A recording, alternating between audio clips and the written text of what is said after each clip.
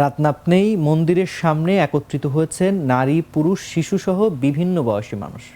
মোমবাতি প্রজ্বলন শেষে সৃষ্টিকর্তার আরাধনা করছেন। তাদের এই বিশেষ প্রার্থনা বৃষ্টির জন্য।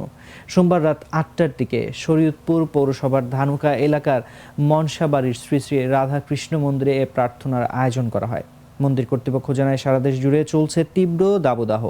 এতে নাভিশ্বাস উঠেছে গোটা জনজীবনে। তীব্র এই গরম থেকে রক্ষা পেতে অগ্নিবীণা সংঘের উদ্যোগে বৃষ্টির আশায় শ্রী শ্রী রাধাকৃষ্ণ মন্দিরের সামনে সৃষ্টিকর্তার কাছে প্রার্থনার আয়োজন করা হয়।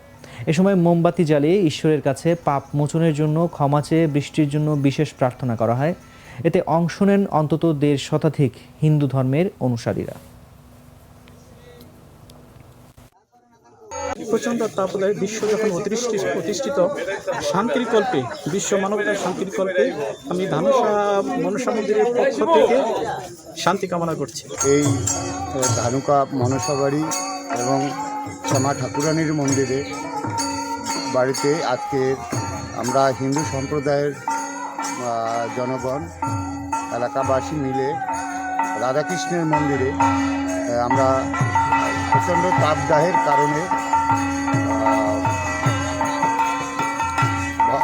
ভগবান শ্রীকৃষ্ণের কাছে আমরা আজকে প্রার্থনা করছি সবাই মিলে।